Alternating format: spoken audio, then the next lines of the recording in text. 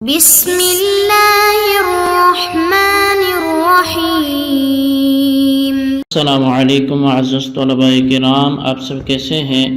آج ہم نور الانوار کے سبق نمبر 379 کو پڑھیں گے۔ آج کے ہمارے سبق کا عنوان ہے دوسرے دو الفاظ کی صورت۔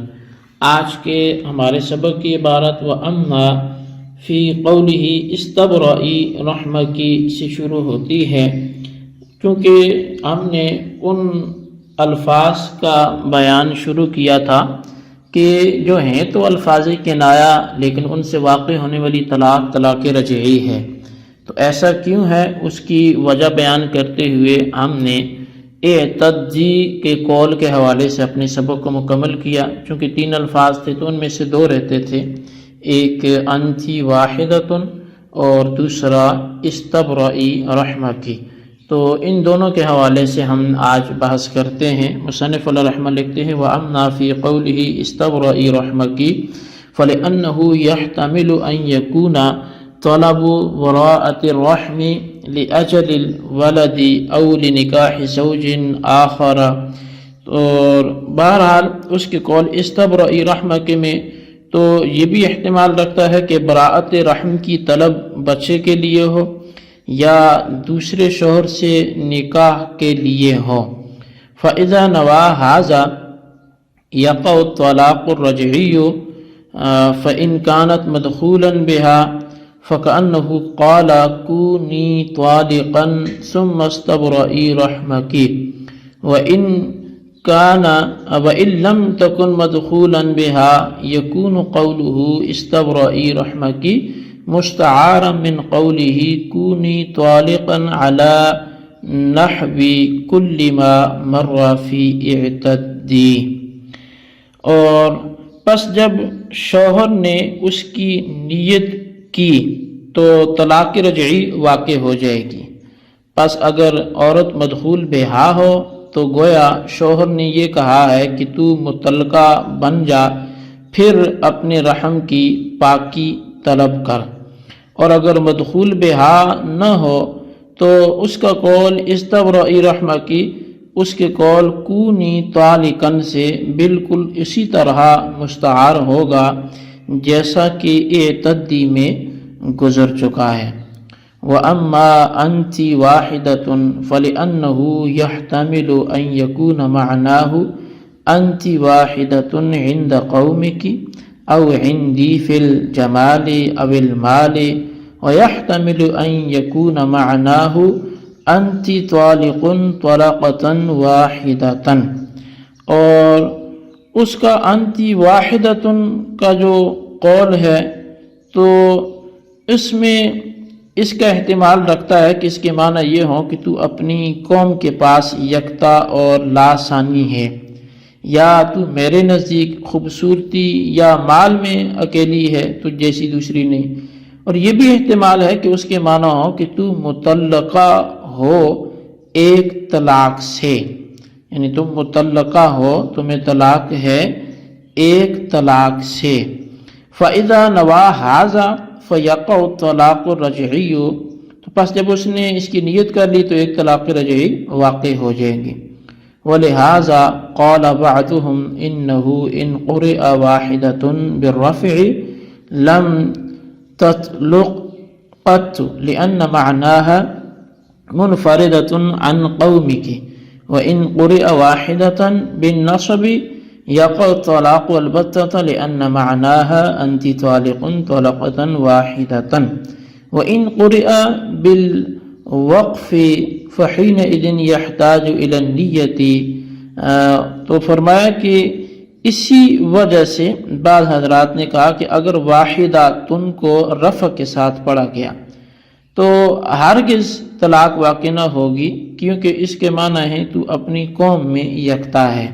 اور اگر نصب کے ساتھ پڑھا گیا تو ضرور طلاق واقع ہوگی، کیونکہ اس کے معنی ہے تو متعلقہ ہو ایک طلاق سے۔ اور اگر وقف کے ساتھ پڑھا گیا تو اس وقت یہ لفظ جو ہے وہ نیت کا محتاج ہوگا۔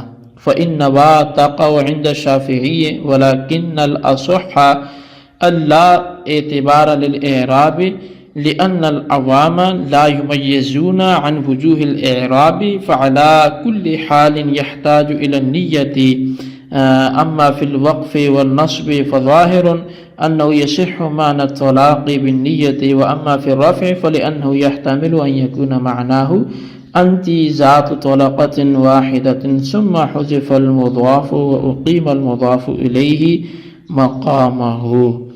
تو فرمایا جی کہ اس کی پس اگر نیت کی تو ہمارے نزدیک طلاق رجعی واقع ہو جائے گی اور امام شافعی علیہ رحمہ کے نزدیک طلاق واقع نہ ہوگی.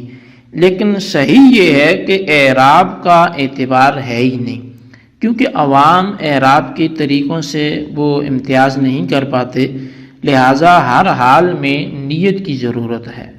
وقف اور نصب کی حالت میں تو ظاہر ہے کہ طلاق کے معنی نیت ہی سے صحیح ہوتے ہیں، اور رفع کی حالت میں اس لیے کہ احتمال ہے کہ اس کے معنی انتی ذات و طلقۃ واحدۃ کے ہوں، پھر مضاف کو حذف کر کے مضاف الیہ کے اس کے قائم مقام کر دیا گیا ہو. جی طلبہ کرام، یہ تھی ہمارے آج کے سبق کی عبارت اور اس کا ترجمہ.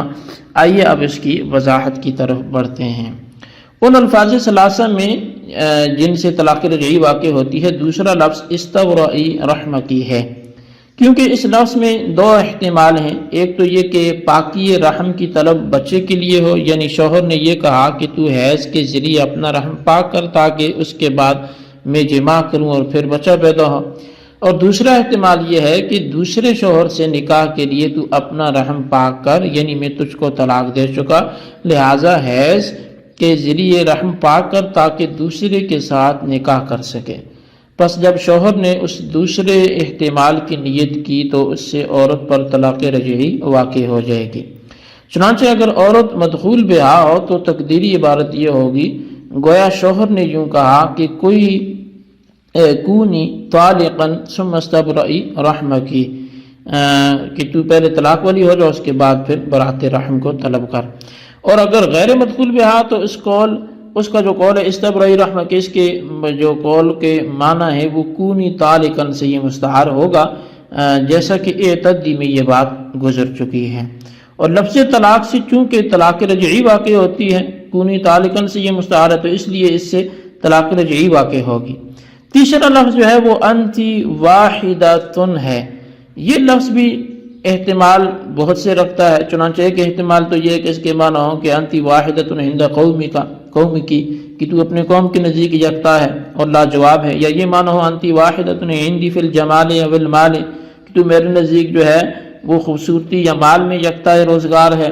اور دوسرا احتمال یہ بھی ہے کہ اس کے معنی ہو انتی طالق طلقۃ واحدۃ، کہ تو ایک طلاق سے متعلقہ ہے.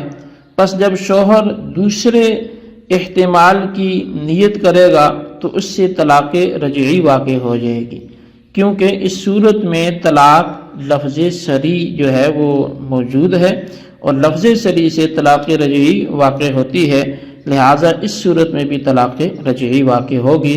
انہی احتمالات کی وجہ سے بعض حضرات علماء نے فرمایا کہ اگر واحدۃ کو مرفوع پڑھا گیا تو عورت پر بالکل طلاق نہیں واقع ہوگی، کیونکہ اس صورت میں مانا ہوں گے کہ تو حسن و جمال میں اپنی قوم میں منفرد اور اکیلی ہے. بس اس صورت میں اس کے حسن و جمال کا بیان ہوگا اور حسن و جمال کے بیان سے کوئی طلاق واقع نہیں ہوتی، لہٰذا اس سے بھی طلاق واقع نہیں ہوگی.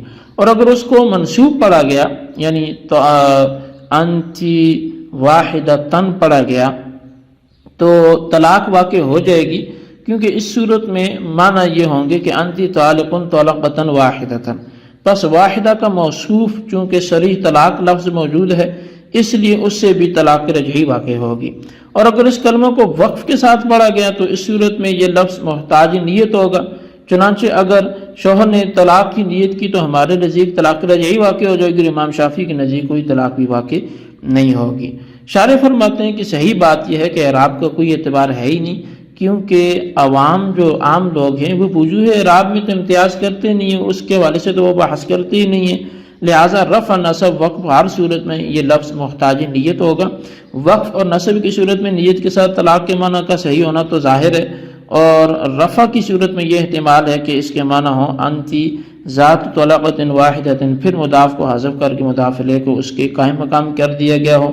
بہتر بات یہ تھی کہ یہاں شارح یوں فرماتے کہ مضاف یعنی ذات اور مضاف الیہ یعنی طلقۃ کو حذف کر کے مضاف الیہ کی صفت یعنی واحدۃ کو ان کے قائم مقام کر دیا گیا ہو، یا یوں کہتے ہیں کہ مضاف یعنی ذات کو حذف کر کے مضاف الیہ یعنی طلقۃ کو اس کے قائم مقام کیا گیا ہو، تو پھر موصوف یعنی طلقۃ کو حذف کر کے اس کی صفت یعنی واحدۃ کو اس کے قائم مقام کر دی گیا۔ بہرحال یہ ہمارے آج کے سبق کی عبارت ترجمہ وضاحت تھی جی، اس کو اچھی طرح سمجھیں اور اس کے خلاصے کو رجسٹر پر لکھیں، بالخصوص ان سوالات کے جوابات دیں۔